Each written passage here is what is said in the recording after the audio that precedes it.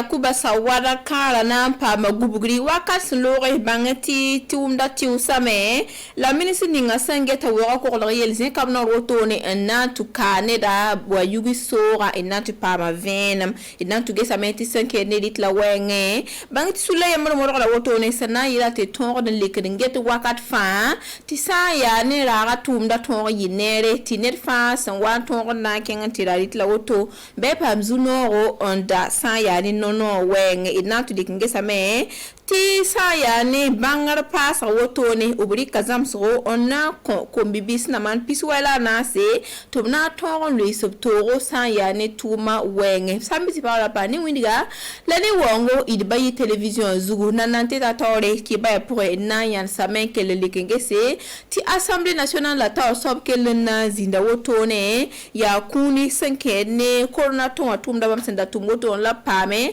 nandi kanti kori sa tum no ta damba iti pambenema passé ti tum kwanga na songa mi toro zabni covid-19 abara ya ligna mal million pisnas la na se fa ligda la assemblée nationale la pamia son tout ni corona ton tubrika na datedo sana songa ti zabni covid-19 fa antala na ti korus tum nora donner 100 francs 200 500 1000 Nebni muson ko PCC pisnas na se million PC la senyire su sere yi no ne menga obtenya kligidon konwa liari yingla ne be en pour get corona to watumda sanayira tatu soya ton mesembe assemblée nationale wa ton me get tatunda mais à l'assemblée nous suivons toujours même si nous ne faisons pas partie de ce comité nous suivons pas à pas saya ni ministère ni ngasengeta lafi wa ye ya sunoro ni député la masenyak yam na pa kuna woto songe topton zavni covid-19 abara rasma bara le piungame balale wa buka toto tuma te sampa moto wa ya sentu ni kamer songre kamer rambanya kayam ana songe te pam tito sana ton zavni covid-19 abara Burkina Faso wewi sana sapura Assemblée nationale la tawdam huligambala tibam na keten kenga da tawri na modre tini corona ton sababu bupam songor buto tore sana zabni bara kalaka centre d'ambassade zabni covid-19 bara sambe dori la tengandro meba na same ni corona ton songre obna to songa go nera zabni covid-19 bara Ade wanda ya formation labrikotone na kokombi BBC bangati ya kombi BBC yi Burkina Faso we visa na sa région pila tawoto bamsan na man piswela na se en pam zomsra la bangwini gam tisan ya ne zomakanga ya kuga tabla brikia anazam so nusa tuma to watoron pam toron tumno ya wala pti tumzininga na nanti beo na wate ade itu pam ben man passé titum nota sinzin bene kele nandika gom tukawoto tout ça et ministre linga sengeta kombi bisa yele le pasteur da yemre sampa bangra bis wotoni itikelere je na wasa gifu on want ya tara yumne yida ya wa yum pisala nu la jeune mama ham former la mais ha ni nuga tumde wa ni tum na bonti BTP wa BTP a ruta mebo ni burka tex man maçonnerie menuiserie fangi limna ga man formation Congo la formation kaita formation bureau rapport mani ya formation so malga la quel man terrain zugo no tum digam ti jeune dam ninga yibru nawa objet mero bedde ba man nyibra un maison anti contrôle zang fangi ta fonction tom dat yam fangi tiang men tin gese jeune dam na ilmu subtiwa ma bangare la ton man botowa yam minti jeune mama me hembe kawa ya nibninga nous sommes patato pole babalama samdama ya patato poli ti tonda ton miligi ti bambe ya kombiso ko mbisa ta ba fangile bala formation en ligue ya toro donc formation en ligue ya toro et ya tire tout go ne ma tonga nyaba bala formation ko ngaton mana a ligue million pinaze la zaka la bon ne kan fa yemri wanti kan bezini nga fangile ti na taba ngataba ti tonga tire kama ti bala sa ti tengmebo ya ton nan tonga ti ton kama be yinere donc ya fangile tumde donc le nan le pouska ne va pas gilam ponce ba la résine balé ta go ne mai tumni nit ni nga fa so wan tin tara yam tara tasgo tara mansum ton ya après na nyara saba songa saba ta saba mi song tondo zam sera tonton yelam tayi soma bala ton da patir bum ninga ton da pami bum nis ba fa ton moda me zam ton bam fa gilli ya de ker suno ga woso wele ministry ne ne se fa san talab sumare nya ton suron no man ne woso la nan kilen ko sobla me to kilen ya ton dar fa ade sambisi ilmana yakamde ton kibaya pour un king wa yugi sora pour un et non to likinge sameti minslinga sengeta wora ko yel kele naze kam nori wakat sun lore ananti karet baba yakuba sawadro lal ges bam karala sambe neng ni runda wa eti pa venma yaka la yakuba sawada karala be karala pa matiligri ni zai wa tubu ya yum pisnu lane da rikan tum kanga minister ninga sengeta wo ko yella kele ze kam nawre neptum ntase anati kara yakuba sawara kara. Et c'est un exemple. Bamia Maxongo on connaît wusro obrakos da gure la basame enkelena komenga un son wo ko ne bara magadame tubiya genga la yam sange runda kara sambe ninga wa isuno mame. Mais aujourd'hui regardez donc les bienfaits de cette forêt. Ministre Sanze comme Nora ya san tuni ton tenga tor sapson konore tubu ali kengesi la me basampa matiusro la tumda san kenga tori zubuko za sanzembe kara zigi baba keme ya bugum on pamandi. Ministre la Saint-Gestre dans l'or pour Bamse Kakwera. Ceux qui n'ont pas encore construit, donc on va trouver une formule pour eux. Nibla nimbe n'a pas même zarsan sawa ton tuen me malayel kanga son zue me sawa me et tuen zimne son sa me na yelante yela pa mwelare. Sa ya ne yakuba sawara yin bamsu no mame ni ministre sanze kam no goto na wa gestumda bamsan dat bum ning runda ya ti bam kala pam kolro balatala nyodo ni nimbuida lalga sana me o wolum ya metra yibu obsa mesa obna bo bense obson bonti barbelera ma ningazu sa ya nene la ninga sengeta tum kanga yela ugwili ambalati kalaka lalga na mesa me asimyo sa wara sengiligi sa bam kele na mbola nebla nimbe sontom dop tum kanga wato na zine sonse la ko sa me tinet fa lisa toro top toro ko kara ade idna tubasa drunda kibaya ne ritla kibaya idbange tisan ya ne sulbamba wilgamba tibam sandata yati koma menem ton we visa na sa wotone ka la yumpisi son watu wotone ade wilgame tibam san tidik tum no la ninga yasna yila songe tit pam ven buto tore sen yir fa san ya ne ritla rabwenge bala ko ba me santara nyoro serdam ti riba wankat me bi san waken lara bitwen pam terati ya non et puis pas événement passé ni ça ni tout sous la table so bati ya tumnutara Antoinette Konate ndiko gumtu kante sibamba tunna ya wala rara wenge mitia ma kengrara iratumbanga buma ligli ya tutu tanga da suria nana bi bia kokolo ya nana bi bia combinaison donc rekitamti runa formation vraiment na formation nantori tu vois kombira teda ligidi ya tutu opana lezinu ngul ha sibur zugu to ne ro tasobali kan gulse le manre non mahawa ne bondo téléphone dama ni ordinateur dama optezi na kombili to ligida wo ti ton zinu paba l'armataba nguliti wala kombili ligida ya woto la woto teda ligida ya woto la woto la wakat kangme ligida bobo ya woto la woto yampani donc kitam ti wala yambi yesa yam tezinda ka ye nder bogota asonga ne peso bala peso ligdi ana na be yitka la bumba to no hembe yam yimti ton babara ma ne minkem sa hembe yida wuso kapa men ke korongay papa pami korongo pami gulus saranda weng donc kitam ti date idbe muso zugu mais mando téléphone Orange Télécel Onatel malèvre move là ton be ni so zuguni bamba nan son ti wala ke badam vandi ko téléphone na ngoma me so ko ngi kama na ligidi tengon ya wana ou bien pesra ligidi busia wana to bloque ba ni ko Bilyaka la lunda ki bayan sida pusi la bar pusro ki la songa yinga lebdi mesin zindu masina ba poroto nan tal ton bati yam pa benya silsigda la wum ko sati ya fasi wa sensigne tene wa ta lunda pusu la bar krep tu to wenna songa sa ya ni vusra wan kato ade masmasa ka kele ya silili lana pa me ne Boubacar Boli.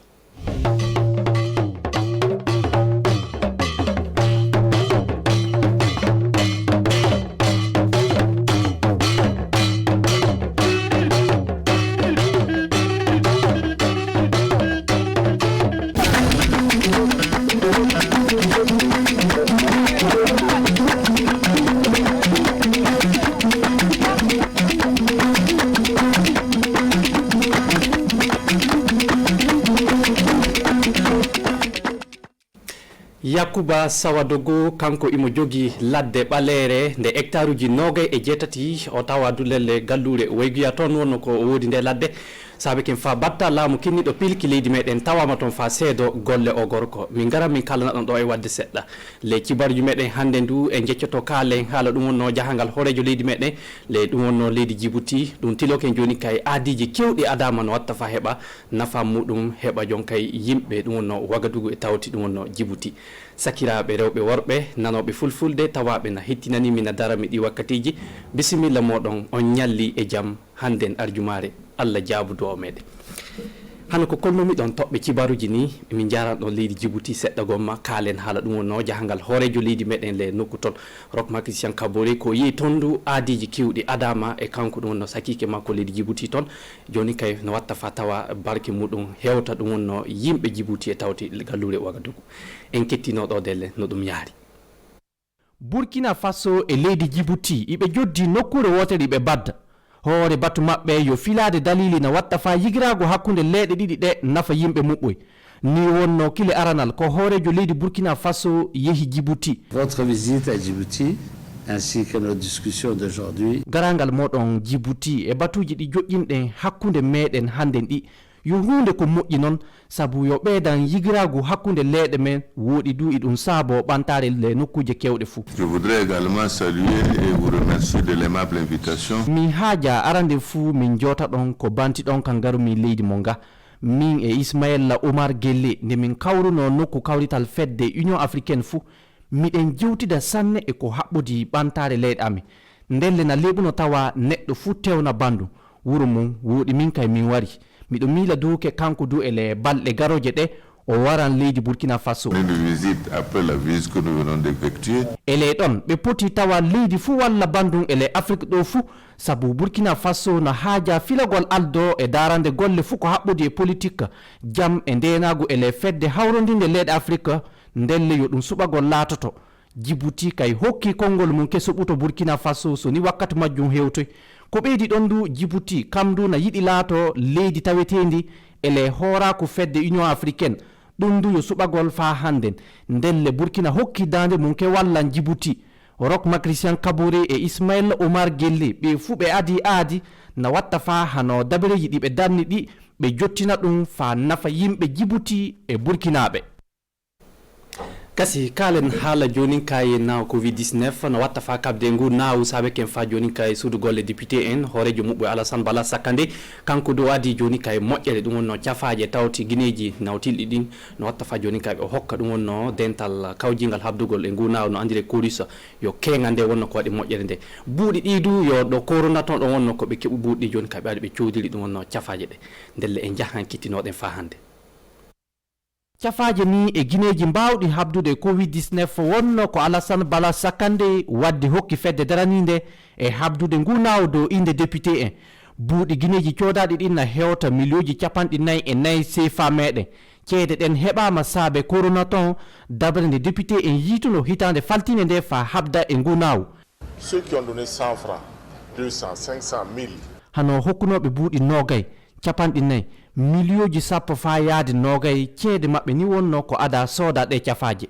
ndelle miɗo miilake ɓe belti sanne yo hollude ke buuɗi mabɓe reway ɓolum sabu waldere min joƴƴini e darande woɗi minen du no min goni ɗon nous suivons pas à pas. Faje e gineji goditiɗɗi ɗi kuris heɓi ɗi na wela batta laamu kinniɗo cellal Charlemagne Ouédraogo sabu ɗum wallita loktoroɓe e darade fangu naw hanto leydi me moƴƴere nde heɓama saabe kameg ɗum wonno nokkure ɗo cafaji cellal leydi me resete kanko Alassane Bala Sakande o holli ɗo kele balɗe garoje ɗe cuuɗiɗo covid-19 wawi sawrede ñiɓete doori e tenkoto guure buuɗi ɗindu na woodi saabe Allah saabe corona ton ele ɗon ɓe ƴuran ɗon kamɓe duɓɓa ɓe ɗowtira gouvernement leydi men e darade fangu nawo hanto Burkina Faso. jonin en kotiran soɓɓire Burkina Faso wayguya fara nokku ɗum wonno Gurga tondukoy yo ladde ɓalere nde Yakuba Sawadogo hectare uji 27 wonno ko o gorko waɗi ɗum wonno ladde joni kay joni ladde nde nande tampi sabu yimɓe na nata toon na ñiɓa galle muɓo du yite nangi ladde nde ko balɗe cagitinoɗe saabe ken fa batta laamu leydi meɗen kinniɗo piliki kam du ƴetti koyngal muɗum kenga nde tawama toon fa seedo noyi wonno no golle o gorko yarata wuudi aadi adama fa joni kay heɓa ɓe kunda ɗum won ɓe gaɗa kukol heɓa nokkure nde e reene ndele en keɗo ɗo Umu Diallo fillonoɗe ɗo woni to ngesa ladde Yakuba Sawadogo nde ladde o heɓi ɗum saabe dabare ndemri wi'etende Zay ngal gollal o golliri ɗum duuɓi woygu ndelle toon wonno to batta laamu pilki leydi men yehi fa tumtowo. Et c'est un exemple que nous voyons ici. ɗum yo misalu lobbo woni ko jiiɗen o gorko goro wonno ko o sonnata no o yoppi sottugol goro de o wari o naati e daranade ladde fa himɓe mbi ko hakkillo makko sotti amma ndaare handen ko ɗum rumanimo. Mais aujourd'hui regardez donc les bienfaits de cette forêt. ele ɗon paamon ke batta laamu warana e dow inde laamiɗo e tawti fa hande batta laamu arano faaɓe ceedo yalla ko kuwol biyagol ñiɓengol gollem noy wonno no yarata leyɗon no ɗon cuuɗi e tawti fa hande nokkuji to hiite ñaami wawtum batta laamu holli dalilaji. Ceux qui n'ont pas encore construit, donc on va trouver une formule pour eux. Hono ɓe keɓay ñiɓi min piloto dalili ayi hono ñiɓuɓe du min daran komin jeeyi wadde e dow balla laamu ndewgu e tawti fa hande gouvernement. Et ce que nous allons travailler à régler. Yakuba Sawadogo yetti samme e bangal dabareji ɗi laamiɗo ɗum wonno batta laamu holli amma ko ɓuri haɓɓude mo hoore yo reenude ladde fa nafa himɓe fuu ndelle kokongol jundeefi towgol muɗum no yetto métre aji 2 min gattana yam ɗum wonno jamɗe dow kokongol sini Allah moyi jaɓi du ɗum hantato ko ɓooyata ɗum wonno kongol fa hande ardo golle ɗen nde batta laamu Simon Sawadogo wartuno o hawriti himɓe hawjiɓe e golle o batidi e maɓɓe ɓe tinno fa handen heɓa golle ɗen kanto fa ladde nden reeno sabu yo moƴƴere meɗen en fuu. jonin en kantiran kibarji meɗe haalgol haala golle juuɗe jokkolɓe ko watta capanɗe jeenayi dekode wonno ko heeɓi joni kay sa a ekkita golle juuɗe tiloken kenga nde batta laamu kinniɗo jokkolɓe kam wonno ko hokkiɓe joni kay talkude seede kollorke kamɓe do joni kana baawi gollande koye maɓɓe ɗum fuu no watta fa heɓa habda e raffi golle le leydi meɗen Burkina Faso en keɗo Umu Diallo fillonoɗen ko ɓuuri ni. Sukaɓe suɗɗuɓe ɓe mbawa yoɓande ko e muɗumen heɓa ekkintine gollal saabe ngala buuɗi ɓe sukaɓe service biyeteɗo FAFPA hokki jawdi fa sukaɓe 94 ɗuuruɓe ndeguji meɗen 13 e tawti nokkuje to saɗormaji gooti ekkintine gollal madu jangine gollal jungo ndelle ɓe sukaɓe na tawra duuɓi 15 yaade woronja e 5 ere ɗon paamon ke nokkure wiyetende école polytechnique privé du Faso ƴuude 3 lewru 11 ɓurdu hitande faltinde fa wari 7 lewru 1 ɓurdu hitande 2020 ɓe sukaɓe ton wonno to ekkintina ɗum wonno manda golle iri dagu golle seude leɗɗe golle hiite tubaku ñibdi e dagu ɗum e bandum ɓen eli hen paamon ke ñande ekkitagol ɗum wonno golle maɓɓe yottake ñande no gay e 7 kan woni keenga e dow sanka batta laamu kinniɗo finde golle sukaɓe ndelle keengan o wonno ko ɓe kokka seedowol kollowol keɓe kanti jande maɓɓe e tawti fa hande ɓe kokkama guineji fa ɓe keɓa ɗum wonno ɓe puɗɗa golle maɓɓe e miccintinde on jande nden buuɗi muɗum ummake alkadara millionji 40 gasidelle sakiraɓe joɗinoɓe na hettinanimi na darami kibaruji meɗen ko hannden hantoke illa altinere fawalde hannde arjumare yo weltare sanne saabu on joɗeken on kettino minen du min kokkiɗon kibaruji happa komin mbawi ndelle Allah holluɗen altine gasi nden ko Umaru Tambura wata yonka yiide moɗon fofo moɗon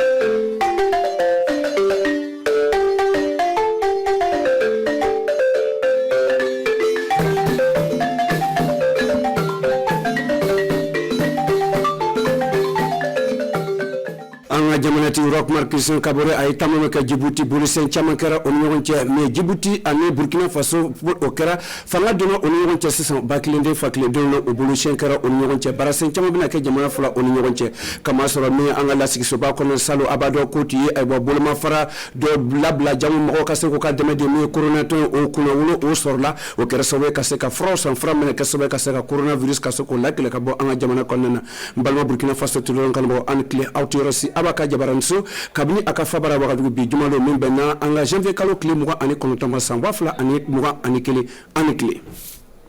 amatab damne ni anga jamanati kartama e atarabo Djibouti jamana ka se ka fle Burkina Faso ani Djibouti o kateria o se ka kechugudi o ko bolo de nyogombolo o nyogonyi bake jamana fla o nyogonche o se ka fero ta chugudi ka se ka yirwalu do jamana fla o nyogonche ka se ka famere ka do anga chide mutumo orla draman gene ay misro Canada mandiro kara sobe ka se ko labe ankolaje Burkina Faso don ani Djibouti don o wi o kanke kile o sigira tabal kile na kaseka aklifale ko onyonche kata don ton non temenani Burkina Faso ani Djibouti o wi ke kankele den ani mo kele den lo tamam blara asenkora katabo Djibouti do to dobre kaseka aklifale ke bi e wa mi Djibouti ani Burkina Faso o kaseka fle barasen jonjon mo seka do jamana fula onyonche kaseka do fara teria mo stigino jamana fula no onyonche amne kesabu yedo yirwali bina do kanyesin kata barasen chamano da kanyesin kata tiri amesigira Burkina Faso ani Djibouti oni nyogonche huya yara ka foko lunu son dara kusebe sabu jamana fula oni nyogonche uti nyogon soro Union Africaine me farafina jokulu ka nyogonyi baye oyi aklifalko oni nyogonche jango kaseka fle jamana fula no obusika boy nyogon ye chogodi o dalakan no kosondu o siraka mi anga jamanati ay tamabla senkoro katabo Djibouti kaseka tabo aje nyogonche jamana fulano ulu kan yirotabe nin jakulon konnana ulu be obubagale nyina kanyasin kata Union Africaine konnana o farafina jokulu ne kaseko katamasion bla Burkina Faso alebe wagale nyina o konnana do kanyasin kata politiko fanfe ani here ani lakanda ko fanfe la kamasro Djibouti alebe wagale nyina kona mi Union Africaine ka wagale fulana akaseka ka ama fulana nimbe o kilingle jamana fulano be o yidalakandi nyoko makobno dalakandi kaseka nyoko blasra jango o kilingle be o kaseka mi warlimu o bawla nyina o kaseko soro mi jamana tigi fulano o luyo dalakandi o nyoko mando o kersobe kaseka fenchama blasenka fenchama ani bulu senchama blasenka mina fabna se jamana den fulaw loma amata kuma fara chugumna anga kuma ba konena mi kabni coronavirus duna anga jamana konena kerasobi jokulu chamon sigira wi bulma forosi wosen fedo mi anga la sigi soba salo urusan wafla ani mugon konena uli e wa bulma farake bulma farame wala nyina usaraka war chamon kafu osenfe o kafunu o idobo kasekata mi bana barake mun ani flausa mi ne kasobe kaseka e wa coronavirus ka kele kabo anga jamana konena o kerasobe o million binani ani nani do o munana kaseka famere kado anga chide mutumo kenaka kaseka kesire ni subega ani nelo kerasobe kaseko labe ankolache anga jamana kala sigsoba olu yebola vardi ngoma kaseka flebseka anga baraka damestigno kata coronavirus kala ko fa amavolo kurisa olu na kaseka bolye baraka mana kaseko demo baraka mana no dowerete ebo oyef mononyi mimena kasobe kaseka do coronavirus kala ko anga jamana kono bolma fara otarabe million binani ani nani doma o sorla ka bo mi corona to mi utuo ke salo o miria sorla ka bo orola asorofana sorla ka bola o miria bani o sorla ka bo anga la siksuba lo fe o sen fɛ de mun kɛra sababu ka se ka dɔrɔmɛ 20 dɔrɔmɛ 40 miliyɔn 20 waa kelen olu bɛɛ ka niyɔrɔ talu kɛra sababu ka se ka to nin bolomafara nu farala ka se ka kafo ɲɔgɔn kan ka se ka nin bonya ni karama sɔrɔ o sen fɛ de jɔkulu sigira ka se ka kɔrɔsili kɛ min ye ka ɲɛsin ka taa korona tɔn fanfɛla la u kɔsɔn don an ka lasigisoba kɔnɔna na don olu bɛ kɔrɔsili kɛra kosɛbɛ ka jango bolomafara min ye ayiwa o ka se ka a to jɔkulu kɔnɔna na nka o ka se ka tari kɛ ka taa a tagamacogo fanfɛla la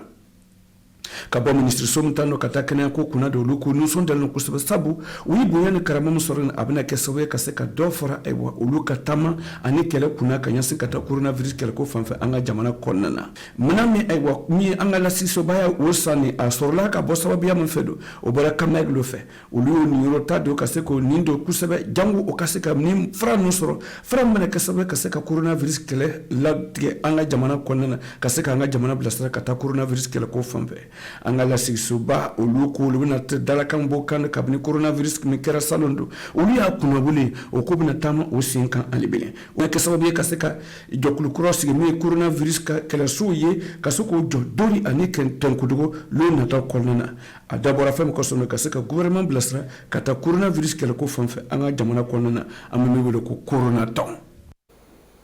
an bɛ taa n'an ka jamana ka kunnafoli ye ka ɲɛsin ka taa sisan an bɛ taa bɔ ko ɲɔgɔn ye ba sigila u kɛra sababu ye ka taa min ye ministre so min taa n'o ka taa balukokala ani kalanso misɛn ɲɛtaga ko kɔnɔ an ka jamana kɔnɔna na kabini san 2018 o ye baarasen bila sen kan min ye lakɔlidenw ka dumuni ko ye kalanso kɔnɔna na o ka se ka fili ko se k'o dɛmɛ o bolomafara n'o o baarasen n'o kunna cɛla ka ban a bɛ taa a laban a ka kan o bɛ sigi ka fɔ ka fɛɛrɛw kɛ a daminɛna cogo a baaraw kɛra cogo di degun jumɛn de sɔrɔ fɛɛrɛ jumɛn de bɛ se ka ta ka se ka ɲɛtaga di nin dumuni baarasen dɛmɛni ma ka se ka faamuyali kɛ min ye dunuya fantanya ka jɛkulu min sigilen ka taa dumuni ko kunna olu tun bɛ olu sigilen filɛ nin senu ani sum kɔnɔna na olu fana o y'o ka niyɔrɔta di ɲɔgɔn ye kɔnɔ ka se ka faamuyali kɛ don mais Sulemani Sanu ani madame Roseline Ouattara olu ci an ka ci de o yɔrɔ kɛnɛ kan ye min sɔrɔ ka na d'a ma an ka se k'o lamɛn Kalifa Tarawele ministre so min taa n'o ka taa balukokala ani ayiwa kalanso misɛn ɲɛtaga ko kunna an ka jamana kɔnɔna na o ka ɲɛmɔgɔ filanan ale ka kumakan fili ka taw kan. Denmisɛnninw ka dumuni ko dɔw b'a fɔ cantine scolaire a ma sigi bi o ye tiɲɛ ye an yɛrɛ tun bɛ école la tuma min na an bɛ cantine an ye dumuni kɛ ka tɛmɛ cantine na mais bi na fo an ka kuma ka bɛn ka sira dilan pour que min bɛɛ bɛ fɛ ka dɛmɛni kɛ cantine ko fanfɛla la an b'o sira nin ta. Parce que mɔgɔ caman kɔni bɛ baara kɛ cantine ko fanfɛla la mais dumuni tɛ labɔre kɛ et puis dumuni tilan cogoya fana a ɲani tɛ fana parce que tuma dɔ dumuni bɛ na taa se ni kalan bɛ ɲini ka ban or que gouvernement bɛ wari di communes ma pour que u ka se ka dumuni san commune dɔ kɔni bɛ baara nin kɛ ka ɲa o b'a san a bɛ na a tuma na mais dɔw bɛ yen dege bɛ sɔrɔ o fɛ puis dumuni tɛ na joona. Bon, o tɛmɛni kɔ PAM bɛ yen ale bɛ dɛmɛni kɛ fana CRS bɛ yen ale bɛ dɛmɛni kɛ yɔrɔ dɔ la yɛrɛ communauté commune yɛrɛ bɛ baara kɛ parents d'élèves bɛ baara kɛ pour que denmisɛnninw ka dumuni ka se ka ɲa donc an bi ɲɔgɔn ye nin parce que a bɛ se k'a fɔ k'a bɛ daminɛ a san 2 le a bɛ labɛn na donc an bɛ ɲini ka se a laban yɔrɔ la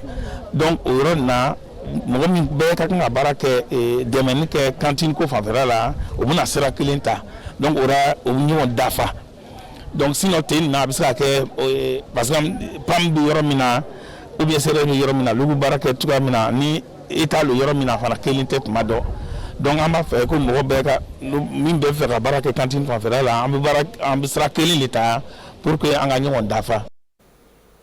an bɛ taa n'an ka kibaruya ye sisan laban an bɛ taa bɔ minisiri so min taa n'o ka taa kamalenninw ni bololabaara ɲɛtaga ko kunna ka bɔ ka baarakɛda ko FAFPA olu kɛra sababu o ye kamalenninw 94 u bɔra Burkina Faso mara 13 bɛɛ la ka se ka na kalo 3 kalan sɔrɔ kalan ɲinina ka ɲɛsin ka taa min ka bololabaara caman kan min mɔnsɔnya menuisier ka taa bila soudure baara kan o ɲɔgɔnnasi caman bɛ se ka u ka dumuni dama tile kɔnɔ ka se ka faamuyali kɔrɔ don an ka ciden mun tun bɛ yɔrɔ la min Roger Kam ani Landry Somé olu tɛ an ka ciden ka se ka kɛ seere nka n'olu kɛra sababu ye ka se k'o labɛn an k'o lajɛ. Ka ɲɛsin ka taa kamalenninw ka baaratanya fɛ an ka jamana kɔnɔna na o kɛlen bɛ ka se ka bɔnɔba sigi kamalenninw cɛma ka to ka sɔrɔ kɔsɔn tile kɔnɔna na o kɔsɔn baarakɛda min sigilen don min ye FAFPA ye ka bɔ minisiriso min ta n'u ka taa kamalenninw ka ko kunna ani bololabaara ɲɛtaga ko kunna o kɛra sababu ye ka se ka kamalenni 94 ka se k'o ka garizɛgɛ foni o bɔra Burkina Faso mara 13 bɛra ka se ka na lɔnniya ɲini lɔnniya bɛna kɛ sababu ye ka se ka dumuni da d'u ma tile kɔnɔna na o si ta n'o ka taa sanji 15 ka taa bila sanji 35 kɔnɔna na o nana lɔnniya ya ɲini kalanso min kɔnɔna na o ye école polytechnique privée du faso ye